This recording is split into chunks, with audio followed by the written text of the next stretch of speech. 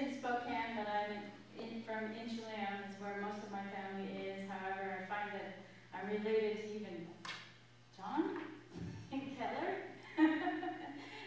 But I have relations just like all the rest of us across the board.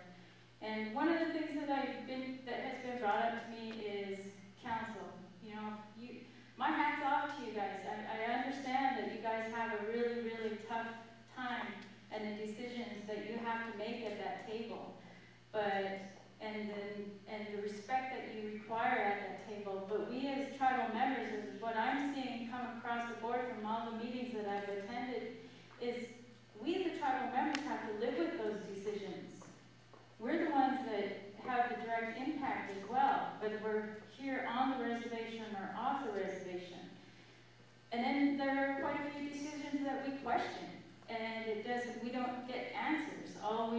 It was behind closed doors, so nothing can be released. I mean, if Obama and the United States of America are going for open and transparency in government and decisions that are being made that affect the United States of America, I don't see why we as the Cabo Confederated Tribes don't do the same.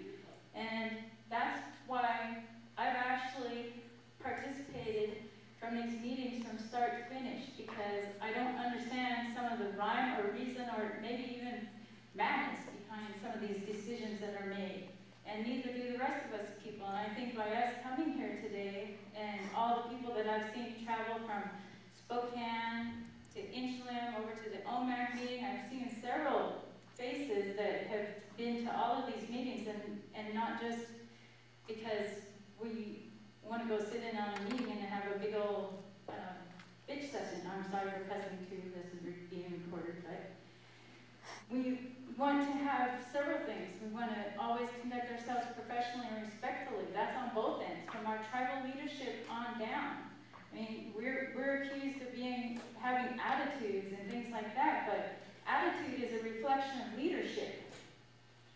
Whether it's from the council or whether it's from the administrative level or everywhere. And what I saw in the last 3 months was finally, within a tribal organization, a coming together, an open communication, a way to improve our services without cutting people or programs, but at a less cost. A way we could streamline together and work with one another to bring the better benefits to you all.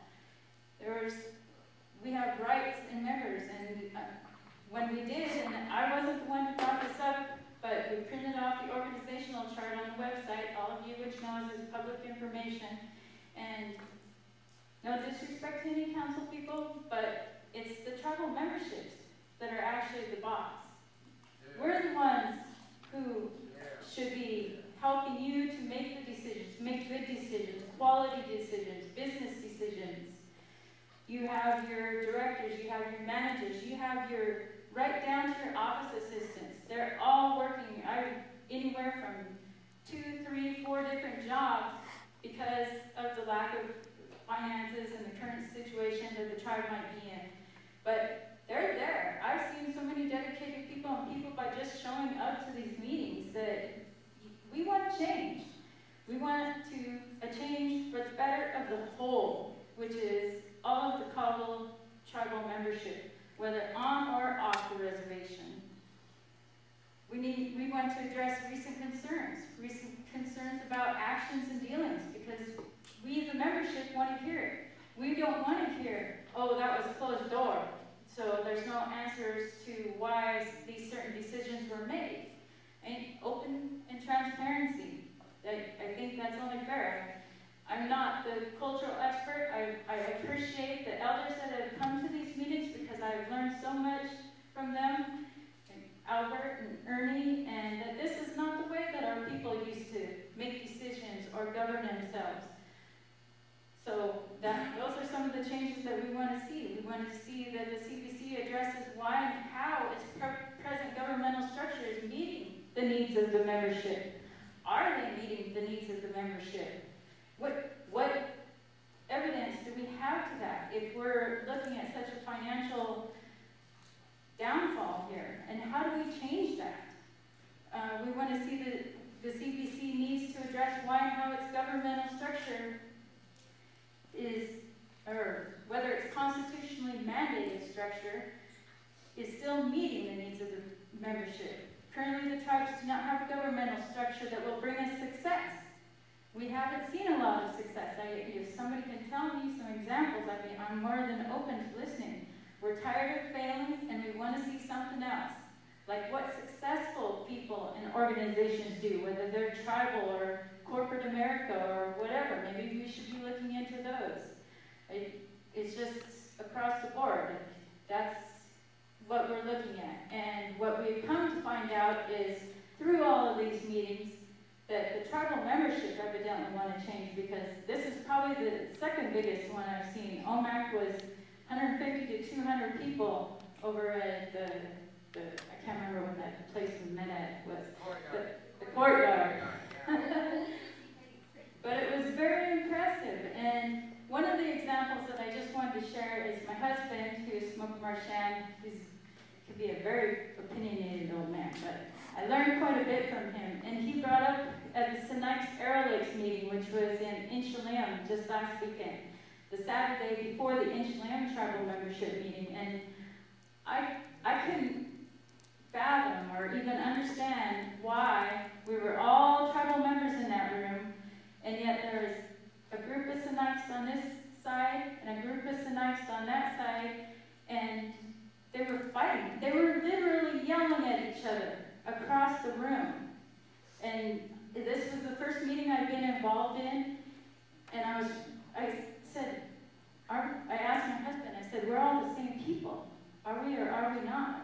And I said, I've seen the good on one side and the good on the other side, and the only bad was that we weren't coming together as a people to protect and preserve our reservation, our tribe, our people, our culture, our ways. And that is pretty much why the meetings are getting even stronger and stronger, and the fact that we plan on following up. We're actually going to come up with a name with the group upon consensus of our tribal membership. However, I might have to let Smoker take control of the design for us. he is the artist, even though in that meeting he said he's not the chief artist. So those were just some of my things, and like I said again, I respect our council, the hard decisions they have to face every day sitting at that table.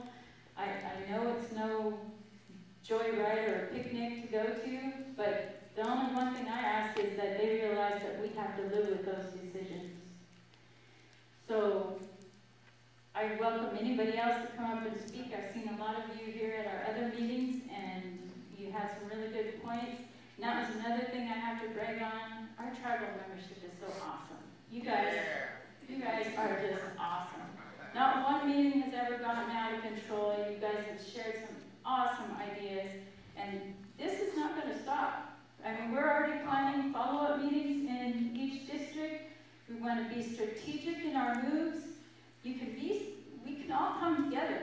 We can even decide as a tribal membership who we're going to let run. If you're not going to let them, if you're not willing to vote for them, don't sign up